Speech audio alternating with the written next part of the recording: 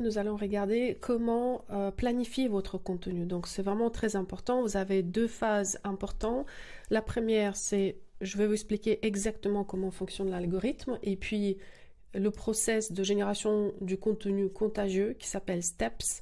Et puis on va parler un petit peu plus des accroches. Le hook point, ça va vous servir vraiment à utiliser les accroches pour attirer l'attention dès les premières 3 secondes. Donc, il faut vraiment faire une bonne phase de recherche autour des accroches pour savoir comment vous attirer l'attention vers vos posts. Et après, vous allez donc regarder une vidéo qui est intégrée dans ce document qui va être surtout, qui va vous montrer surtout comment utiliser cette phase de recherche et produire ce contenu contagieux. Et puis par la suite, vous allez à une autre vidéo que vous allez retrouver dans les modules principaux, ça sera sur la production. Donc attaquons cette partie-là qui est dédiée à l'algorithme. L'algorithme, il faut comprendre comment ça fonctionne pour que vous ne soyez pas déçus si ça ne marche pas, si ça ne prend pas. L'algorithme donne la priorité au meilleur contenu. Sinon, il ne va pas pousser votre contenu. C'est très simple. L'algorithme, il veut absolument que les gens ils viennent sur la plateforme pour passer un bon moment et pour qu'ils reviennent. Si votre contenu est boring, pas intéressant, pas engageant, il va jamais pousser votre contenu au-delà de premier cercle des testeurs. Donc, il faut savoir optimiser votre contenu dans un premier temps pour utiliser cette règle de 3 secondes. Les 3 secondes, ça sert pour attirer l'attention. Si cette attention a été bien là, présente pendant les premières 3 secondes, déjà, ça va aider à l'algorithme de comprendre que ce contenu il est intéressant, que les personnes elles s'engagent. Si les personnes elles s'engagent, il va plus propulser votre contenu que un contenu qui n'est pas du tout engageant pendant les 3 secondes.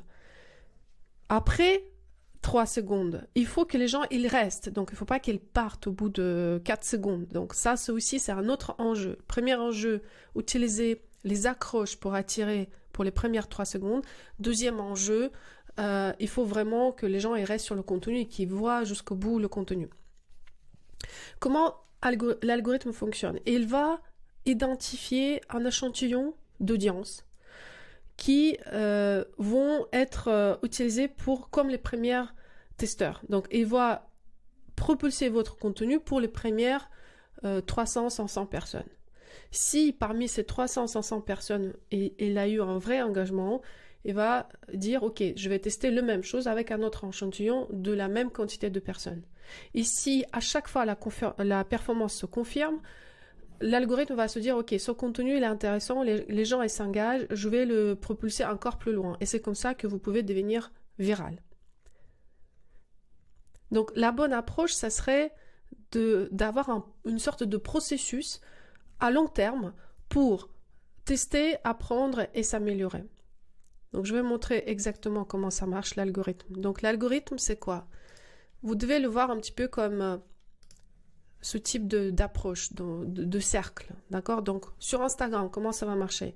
Première 500 personnes, on teste un échantillon. On prend un échantillon, on teste. Si l'algorithme, il confirme que c'est vrai qu'il y a un engagement pendant les premières 3 secondes, je vais essayer sur le prochain échantillon de 1000 personnes. Si cette première échantillon de 500 personnes, il n'était pas percé, parce que les gens, ils s'intéressent pas à ce que vous avez produit, ça, c'est foutu. Votre contenu va être perdu dans la masse, personne ne va jamais le voir. Et d'ailleurs, vous avez constaté aujourd'hui que même vos followers aujourd'hui, si vous avez plusieurs milliers de followers, ils n'ont plus accès à votre contenu. En fait, le feed des personnes qui se connectent à la plateforme est tellement saturé que l'algorithme, il donne vraiment la priorité au contenu qui est intéressant et engageant. Et d'ailleurs, parfois, c'est même pas votre contenu qui est propulsé, c'est le contenu quelqu'un d'autre qui a posté qui n'a rien à voir avec vous ou qui vous ne suivez même pas, mais comme son contenu a été considéré par l'algorithme comme engageant et intéressant, il va propulser le contenu des autres pour que vous puissiez abonner à ces personnes-là. Donc ça, je pense que vous avez constaté aujourd'hui que dans votre feed, parfois, vous voyez un petit peu les intrus. Ces intrus-là, ils étaient poussés par l'algorithme parce que ils considèrent que le contenu qu'ils produisent il est super intéressant et que grâce à ça, vous allez rester davantage sur la plateforme. Et vous allez suivre cette personne parce que du coup, ça va vous parler. Bien évidemment, ce contenu, il va être dans les centres d'intérêt habituels que vous avez manifestés et que vous avez démontré à l'algorithme. C'est quoi les centres d'intérêt que vous manifestez sur Instagram? Ça va être qui je suis, qui me suit, qui je vais consulter, qui va me consulter. Ça envoie les signaux à l'algorithme qui va dire, ok, cette personne, elle est dans ce centre d'intérêt, elle est par-ci, elle est par-là, elle check les cases. Donc, si vous manifestez certains points d'intérêt par vos recherches, elle va dire, je vais le montrer plus ça. C'est pour ça, je vous dis, attention, ne faites pas tout sur le même compte. Si vous avez un compte pro pour votre marque et un compte perso pour vous, distinguez bien les centres d'intérêt. Gardez votre compte à vous pour tout ce qui vous plaît à vous en termes de votre personnalité, la lecture, l'architecture, etc. Gardez votre compte pro pour tout ce qui va aider à la marque d'être vue, propulsée. Donc, restez en contact avec votre audience, les gens qui sont dans votre audience, les influenceurs qui attirent votre audience. Restez les marques qui ont votre audience. Donc, restez dans cette bulle qui est un peu plus propre, qui est nécessaire pour que l'algorithme se dise, tiens, lui, il est plutôt par là, donc je vais lui donner plus de contenu comme ça et je vais montrer son contenu aux gens comme ça. Donc, si vous mélangez trop, vous envoyez des signaux complètement opposés à l'algorithme et ça ne va pas vous aider en termes de viralité ni visibilité. C'est pour ça que je vous dis, avoir 2 comptes perso pro, c'est mieux qu'avoir un seul compte et tout mettre dedans dans un seul panier. Donc, ne mettez pas trop de choses, trop de centres d'intérêt dans le seul panier. Donc, voilà comment marche l'algorithme à Instagram. Du coup, une fois que votre post a été publié et que un échantillon de premières 500 personnes, elle a bien approuvé l'intérêt pour votre post, ça veut dire que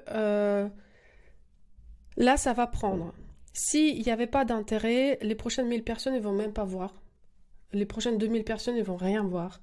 Et c'est comme ça que votre post et votre compte Instagram reste au milieu de nulle part, jamais reçu aucun engagement, etc. Et que l'engagement est en train de baisser.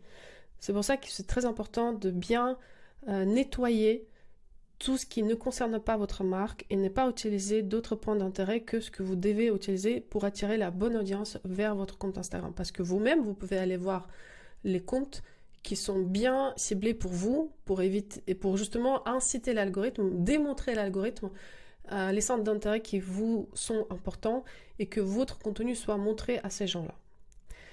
Ça, c'est pour la partie Instagram. Vous pouvez très très vite brider par la bulle que vous avez construite et que cette bulle, l'Instagram va utiliser comme les indications, est-ce que je montre à telle personne ou pas. Cette bulle, difficile à percer.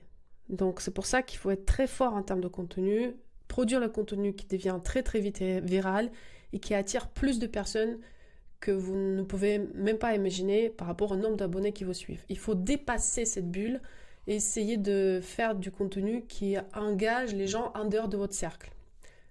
Ça, c'est une astuce, d'accord? Je comprends que ça peut être difficile, mais on va y arriver. Je vais montrer comment faire. TikTok. Pourquoi je veux que vous soyez sur TikTok? C'est très simple. Aujourd'hui, TikTok, c'est la plateforme beaucoup plus sauvage, beaucoup plus facile à percer, tout simplement parce qu'il n'y a pas toute cette partie bulle comme sur Instagram. Il n'y a personne qui vous bride par rien. Donc, dès que vous postez une vidéo et que les premières 300 personnes réagissent bien par rapport à cette vidéo, votre vidéo, tout de suite, elle est propulsée aux prochaines 3000 personnes. Si les 3000 personnes, ils ont vu, ils ont liké, ils ont réagi, tout de suite après, prochain cercle, ça va être 30 000 personnes. À chaque fois, vous gagnez des followers. Première post, 300 personnes vues, vous allez avoir peut-être 1, 5 à 10 followers. Deuxième échantillon, 3000 personnes vues, vous allez avoir 10 à 20 followers. Et ainsi de suite. Quand vous postez une vidéo qui génère beaucoup de vues, jusqu'aux 30, 300 000 vues, tout de suite, vous gagnez 1000, 10 000, 30 000 followers. C'est impressionnant comment ça peut aller vite. C'est pour ça, pour moi, c'est la seule plateforme aujourd'hui où vous pouvez tester des choses, bien peaufiner, affiner votre communication et puis donner à l'Instagram uniquement ce qu'il faut pour renforcer votre présence digitale sur la plateforme Instagram. En revanche, TikTok, il va attirer plus de monde et va grossir beaucoup plus vite de ce que vous avez pu imaginer. Et ça, il n'y a pas de prix pour ça. Et aujourd'hui, encore, c'est une fenêtre, d'accord? C'est pas comme si ça va rester tout le temps comme ça. C'est pour ça que je dis que les marques de mode, aujourd'hui, ils doivent être sur TikTok parce que c'est une fenêtre qui est ouverte, mais elle peut être très très vite fermée à partir du moment où la plateforme elle va mûrir. Donc si vous voulez profiter de cette fenêtre et avoir un compte avec beaucoup de followers et visibilité aujourd'hui, faites-le aujourd'hui. N'attendez pas l'année prochaine. L'année prochaine, on ne sait pas quelle plateforme va être plus importante et intéressante en termes de travail et en termes de développement de votre marque sur les réseaux sociaux. Comment rendre le contenu viral? Alors là, je vais vous expliquer le process de manière générale, mais on va rentrer plus dans la pratique, dans la phase de recherche. Et c'est pour ça qu'il y a une autre vidéo qui est beaucoup plus détaillée là-dessus. On va utiliser le principe qui s'appelle STEPS avec 2P. Ce principe, je vous ai expliqué, ça vient de ce bouquin. Donc, si vous êtes intéressé, si vous voulez aller plus loin dans la compréhension, lisez ce bouquin. STEPS, c'est des lettres initiales de chaque phrase qui est importante pour que le contenu devienne viral. Première lettre S, ça veut dire la monnaie sociale. Social currency en anglais. La monnaie sociale, c'est quoi? C'est les personnes et l'échange de contenu à partir du moment où il est remarquable. Il y a un effet de surprise, il y a un effet inattendu ou remarquabilité, ça veut dire c'est quelque chose de surprenant, inattendu, complètement unexpected. Donc la monnaie sociale, par exemple, demain, je trouve qu'il y a un super resto où il y a quelque chose de choquant, par exemple un hamburger à 100 €. Forcément, je vais partager. Je veux dire, t'as vu ça? Ça permet au contenu d'aller plus vite et plus loin parce qu'il y a un effet de viralité. Donc, S, c'est la monnaie sociale. C'est très important de comprendre. Pour que le contenu soit partageable et que plus de personnes le partagent, il faut qu'il soit remarquable en sens où il y a un effet de surprise, quelque chose d'inattendu, quelque chose qui nous surprend ou quelque chose qu'on a envie de partager pour se montrer qu'on a découvert un super truc. Le T, ce sont les triggers. En fait, un trigger, ça peut être un déclencheur qui s'inscrit dans un contexte ou qui relie le contexte qui relie votre produit au contexte global. À titre d'exemple, si on parle de trigger, ça peut être par exemple, imaginons les fêtes de Noël, c'est un trigger. Donc comment votre produit il s'inscrit dans ce contexte social qui sont les fêtes de Noël. Donc ici, le contexte, il est connu à tout le monde. En revanche, comment votre produit il rentre dans ce contexte pour qu'il devienne viral plus vite, c'est ça l'objectif de T, donc le trigger. Le trigger, c'est uniquement à partir du moment où c'est quelque chose qui était partagé par tout le monde en termes de contexte, et dans ce contexte, il y a quelque chose qui se démarque. Et ce produit, par exemple, le produit que vous êtes en train de faire, il rentre dans le contexte et il est remarquable. Donc le trigger, ça va être toujours quelque chose qui va intervenir dans le bon timing. Donc ça, par exemple, on est dans la période de Noël, votre produit est pile poil dans le timing, les gens ils vont partager. I, c'est émotionnel. C'est quelque chose qui doit nous produire les émotions. On partage quelque chose qui nous dit « Ah, j'ai envie de pleurer » ou au contraire « Je rigole trop ». Donc si le contenu il est avec de l'humour ou avec de la tristesse, ça devient un contenu partagé. En revanche, faites juste attention, les émotions elles doivent être fortes. Par exemple, la joie, c'est une émotion forte. En revanche, si je suis triste, je suis pas très envie de partager ça, on est d'accord. En revanche, si je suis en colère, ce contenu me rend folle de rage, je vais le partager parce que j'ai envie de partager les émotions fortes. Donc le contenu, il peut être aussi négatif en termes des émotions fortes et il va se propager aussi vite que le contenu positif comme de l'humour. P, c'est pour le public. En fait, le public, ça veut dire que c'est tout ce qui devient public, on a envie d'en faire partie. Par exemple, vous passez devant un restaurant et il y a la queue. La queue, ça montre que ce restaurant, il est très populaire. Vous vous posez tout de suite la question, c'est quoi comme resto, c'est quoi le menu, combien ça coûte, etc. Est-ce que je peux réserver? Parce que c'est public, parce que vous voyez, il y a du monde, quelque chose qui devient contagieux. Je veux faire partie de cette public qui rentre dans ce resto. Un autre exemple, dans le monde techno, souvent vous recevez un mail de quelqu'un, tout en bas c'est marqué envoyé par Android, envoyé par iPhone. C'est fait exprès pour rendre le geste de partage à travers cette device comme visible. Du coup, les gens, à force de voir qu'il y a plein de contenu qui est partagé grâce à iPhone, ont envie d'avoir iPhone. D'accord? Dans l'exemple que je peux vous donner dans la mode, ça peut être par exemple lors des jeux, les jeux olympiques, les jeux qui ont beaucoup d'importance pour les gens, parfois il y a des symboles de ces jeux qu'on partage entre nous. Par exemple, je crois que c'était une collaboration entre Nike et une autre marque. Donc, ils voulaient, à travers l'événement sportif, marquer un esprit, marquer l'esprit des gens et se dire, voilà, si vous faites partie de ce cercle, vous êtes gagnant. Et ils ont édité en édition limitée des plastiques de couleur jaune autour de bras pour marquer cet événement. Et qu'est-ce que vous pensez? Il y a plein de gens, comme ils étaient émus par l'événement et qu'il y a beaucoup d'émotions que ça générait, ils avaient envie d'acheter ce bracelet. Et du coup, le bracelet, il a fait des milliards de chiffres d'affaires. Et pourtant, c'est un petit truc qui n'a rien d'importance, en manière générale, mais qui a marqué...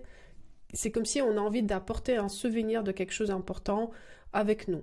Donc ça, c'est quelque chose que vous pouvez considérer. Par exemple, un exemple typique dans la mode, aujourd'hui, personne ne sait, quand vous marchez sur la rue, qui porte quoi comme vêtement. Vous ne pouvez pas dire ça, ce vêtement a été acheté chez Zara, ou ça, ce vêtement a été acheté en mode slow fashion, zero waste, etc. Donc s'il y a quelque chose, un signe public qui montre que ce vêtement a été slow fashion et que l'autre vêtement c'est Zara, je vous rassure que la plupart des gens ils vont arrêter de porter Zara parce qu'ils vont se sentir pointés du doigt. Et nous, on n'a pas envie d'être pointés du doigt, on a envie d'être dans quelque chose qui est accepté par la société. Du coup, si on rend la slow fashion beaucoup plus publique et visible, en fonction des vêtements qu'on porte, je suis sûre qu'il y a beaucoup plus de gens qui vont adopter le vêtement plutôt dans slow fashion que fast fashion. Le P, c'est la valeur pratique. La valeur pratique, c'est quoi? Ça veut dire concrètement, j'ai trouvé un super astuce, je le partage. J'ai trouvé un super astuce pour me relooker, pour faire mes ongles, pour travailler ma coiffure. J'ai envie de partager avec mes amis. J'ai trouvé un super astuce, comment faire des soldes, optimiser au maximum son budget et avoir des super marques. Je partage avec les amis. Vous voyez, donc, dès qu'il y a une valeur pratique, ça donne envie à partager parce que nous, les êtres humains, nous sommes dans le partage à partir du moment où on pense qu'on apporte de la valeur aux autres et surtout que ça nous ajoute des points parce qu'on a fait du bien à quelqu'un et du coup, on se sent bien. Donc ça, c'est juste la nature humaine, c'est comme ça. Et S, c'est pour story. Un post qui raconte une histoire, elle est toujours virale. Ça veut dire quoi, raconter une histoire? Tout simplement, demain, vous lancez un post qui parle de vous, mais qui raconte une histoire sur votre marque. Si l'histoire elle est bien racontée, si les personnes qui le regardent cette histoire, ils s'identifient eux-mêmes dans cette histoire, ils vont partager cette histoire. Parce que, 1, ça devient émotionnel, 2, ça devient quelque chose qui apporte de la valeur aux autres, 3, ça devient public, parce que cette histoire... elle peut se rendre publique grâce au fait qu'on s'y reconnaît et on a envie de partager cette histoire. Et puis, si cette histoire elle est créée dans un contexte particulier, dans un trigger qui nous donne envie encore plus de partager, là, vous avez tous les éléments de contenu contagieux qui contient les 6 lettres steps pour que ça devienne contagieux. Donc, un bon contenu qui contient une histoire, ça peut vous servir parce que ça peut rendre votre contenu contagieux. Donc, si vous voulez avancer un petit peu plus en profondeur dans cette théorie, je vous invite à lire ce bouquin parce qu'il va parler de tous ces steps avec beaucoup d'exemples. Et c'est très inspirant si vous voulez apprendre à créer le contenu viral. Et puis le hook point, ça c'est quelque chose que vous devez absolument utiliser. C'est une accroche. Une accroche, ça peut être quoi? Une image qui attire l'œil. Première 3 secondes, je vois quelque chose qui est bizarre. j'ai envie de savoir plus. Ça peut être le texte, le titre sur l'image ou sur la vidéo qui dit « Clique maintenant pour en savoir comment je m'habille à 3 heures du matin après la fête ». Par exemple, c'est une accroche. Ou si tu veux pas porter cette manteau comme tout le monde, je te raconte une histoire. C'est une accroche. Ça donne envie de cliquer pour savoir un peu plus qu'est-ce qui se passe dans cette vidéo. D'accord? Une accroche, c'est une petite phrase qui attire l'attention, une image qui attire l'attention, le démarrage de vidéo qui attire l'attention, qui nous donne envie de s'arrêter et regarder de quoi il s'agit.